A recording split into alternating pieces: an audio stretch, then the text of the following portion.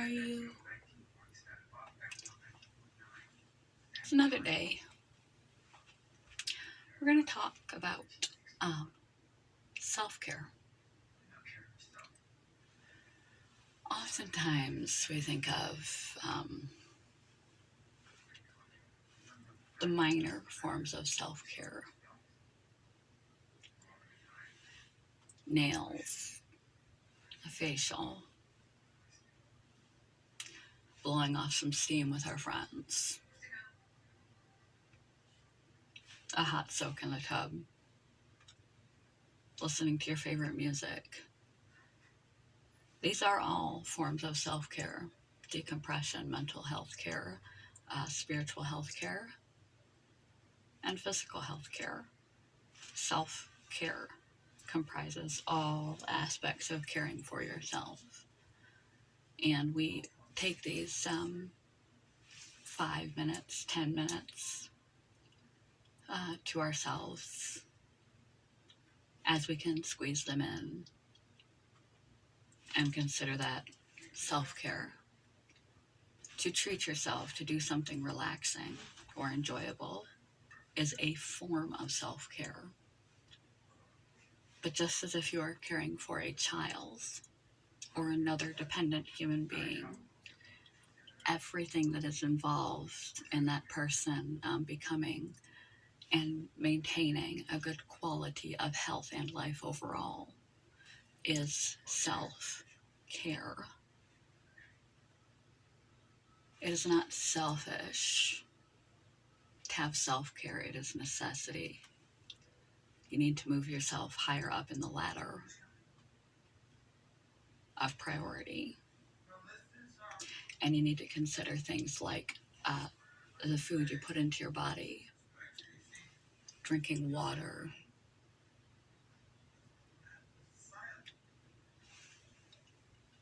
not overusing OTCs and medications and supplements, especially without input and guidance from your doctor. Good quality time with other people, movement of your body, education of your mind, indulging in habits and hobbies, contributing.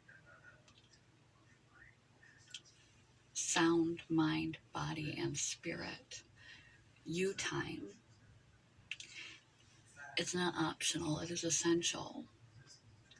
Because sooner or later, if you neglect any aspect of you, your stress will build,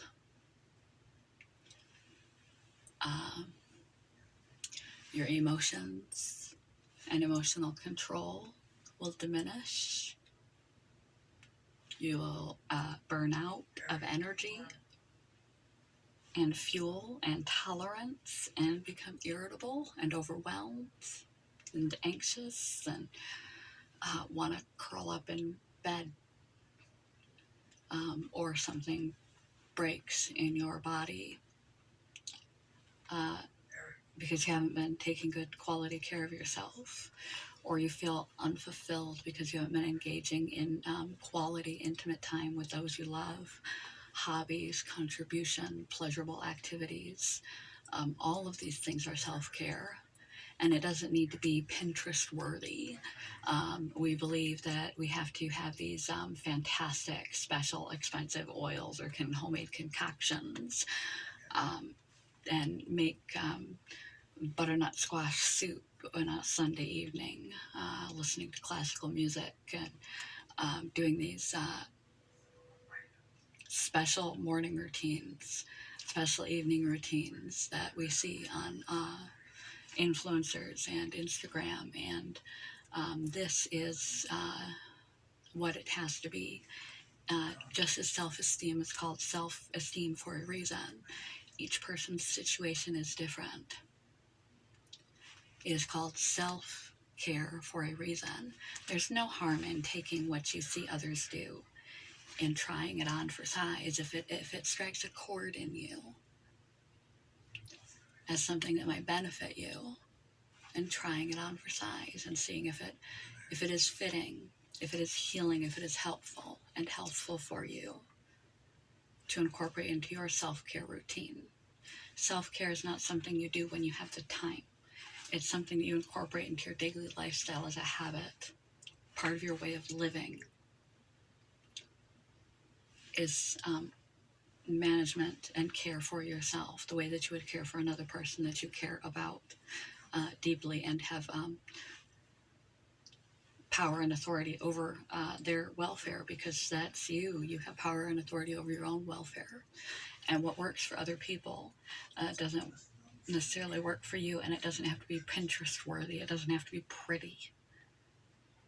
It just has to be effective. And not everything is going to be effective for you, for your lifestyle, for your situations, for your pre-existing conditions, for your life circumstances, for your time constraints. But it has to fit in as a priority, or you will burn out, or something in you will break. And then you don't have that energy or the motivation. We often think of including self-care when we're in a bad place. And often then we don't have the reserves, the motivation, the physical or mental fortitude to do self-care, health-care, happy, positive things, engage in positive habits, and take care of ourselves. We're devoid of energy and motivation, sometimes hope and willpower or self-worth enough to care, because we didn't care for ourselves to prevent ourselves from reaching a breaking point. Some breaking points are outside of our control, but not all of them. Don't wear yourself too thin. Make self-care a part of your daily habit. It doesn't have to be Pinterest worthy. It doesn't have to be something you see on the internet, but it is care for the totality of your being, as if you are caring for another individual that relies heavily and wholly on you for sustenance and survival as a whole, because as adults, that is who we are to ourselves. That is self-care. The little treats, the little special things, those count too, the little moments. But it's a total way of living. It is a healthy lifestyle that doesn't put you last, because like the idiom of if the plane goes down, you put the oxygen mask on yourself first, or you cannot put it on anyone else, because you're not good for anyone else if you're out of commission and unconscious. If you put yourself last and do not include self-care, you only add it as the last vestige when you're hanging on by the last threads of your internal rope, and you don't even have the capacities to put in the effort required. You're no good for anyone when you're out of commission. So you have to put yourself and your self-care as a whole entity as a priority in your life, as a daily process.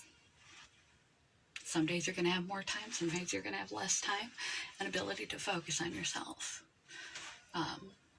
It doesn't have to be perfect. It doesn't have to be like this concrete 100% morning and night routine and all these little habits that overwhelm your day, and you have to live by like a perfectionist robot either.